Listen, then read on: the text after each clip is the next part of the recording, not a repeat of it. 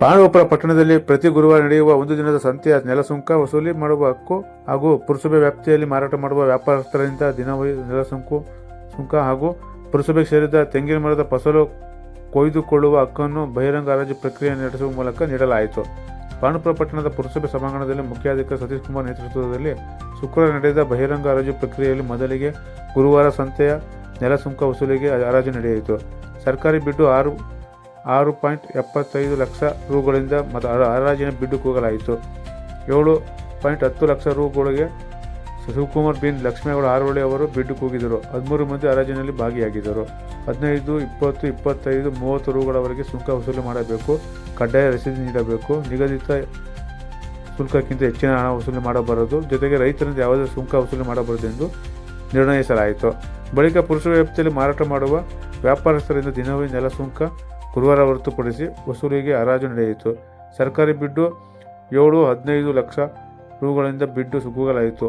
12.40 ಲಕ್ಷ ರುಗಳಿಗೆ ಚಂದ್ರಶೇಖರ್ ಬಿನ್ ಸಿ.ಕೆ. ದೇವೇಗೌಡ ಪಾಂಡವಪುರ ಅವರು ಬಿಡ್ ಕೂಗಿದರು. ಹರಾಜಿನಲ್ಲಿ 16 ಮಂದಿ ಭಾಗಿಯಾಗಿದ್ದರು. ನಂತರ ಪುರಸಭೆಗೆ ಸೇರಿದ ಕೃಷ್ಣನಗರ ಪಂಪ್ ಹೌಸ್ನಲ್ಲಿರುವ 9 ಸರಸ್ವತಿ ನೀರು ಶುದ್ಧೀಕರಣ ಘಟಕದ 2 ಹಾಗೂ ಪುರಸಭೆ ಕಚೇರಿ ಆವರಣದಲ್ಲಿರುವ 3 ತೆಂಗಿನ ಮರ ಸೇರಿದಂತೆ ಒಟ್ಟು 14 ತೆಂಗಿನ ಮರದ ಫಸಲು ಕೊಯ್ದುಕೊಳ್ಳುವ ಹರಾಜು ನಡೆಯಿತು.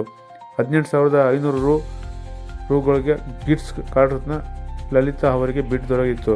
ಹರಾಜಿನಲ್ಲಿ 2 ಮಂದಿ ಭಾಗಿಯಾಗಿದ್ದರು. ಉಳಿದಂತೆ ಹಳೆ ಬಸ್ ನಿಲ್ದಾಣದ ಖಾಸಗಿ ವಾಹನ ಸುಂಕ ವಸೂಲಿ ಹರಾಜನ್ನು ನವೀಕರಣದ ಹಿನ್ನೆಲೆ ಮುಂದೂಡಲಾಯಿತು. ಇನ್ನು ಸಂತೆ ಮೈದಾನದ ಮಾಂಸ ಮಾರುಕಟ್ಟೆಯಲ್ಲಿ ಮಾಂಸ ಕಟಾಯಿಸಿ ಮಾರುವ ಹರಾಜಿಗೆ ಯಾರೂ ಕೂಡ ಡಿಡಿ ಹಣ ಕಟ್ಟದ ಕಾರಣ ಅದು ಬಹಿರಂಗ ಹರಾಜು ರದ್ದಾಯಿತು.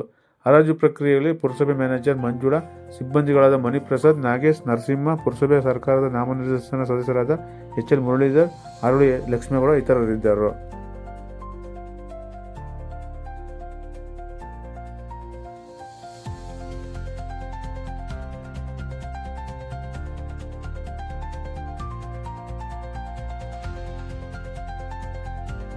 ಮಾಡಲಿಕ್ಕೆ ನಾವು ಹಮ್ಮಿಕೊಂಡಿದ್ವಿ. ಹರಾಜು ಯಶಸ್ವಿಯಾಗಿ ಮುಕ್ತಾಯವಾಗಿದೆ.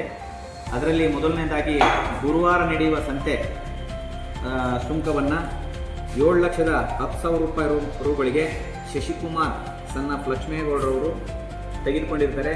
ಅದೇ ರೀತಿಯಲ್ಲಿ ರಸ್ತೆ ಬದಿ ದಿನಹಳಿ ಸುಂಕವನ್ನು 12,40,000 ರೂಪಾಯಿಗಳಿಗೆ ಚಂದ್ರಶೇಖರ್ ಸನ್ ಆಫ್ ಸಿ.ಕೆ. ದೇವೇಗೌಡರವರು ತೆಗೆದುಕೊಂಡಿರ್ತಾರೆ.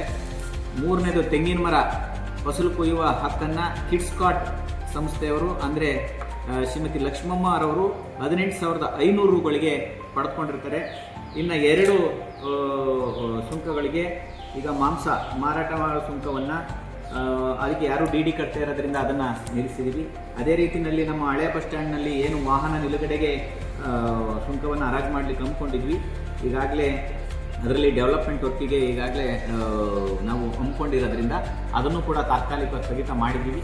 ಅದೇನೋ ಮಾಡಲಿಲ್ಲ ಅಂದರೆ ಮುಂದಿನ ದಿನಗಳಲ್ಲಿ ಆಕ್ಷನ್ ಮಾಡ್ತೀವಿ ಅಂತ ಹೇಳಿ ಇವತ್ತು ಹರಾಜು ಯಶಸ್ವಿಯಾಗಿ ನಡೆದಿರೋದಕ್ಕೆ ಎಲ್ಲರಿಗೂ ಧನ್ಯವಾದ ತಿಳಿಸಿ ನಮಸ್ಕಾರಗಳು.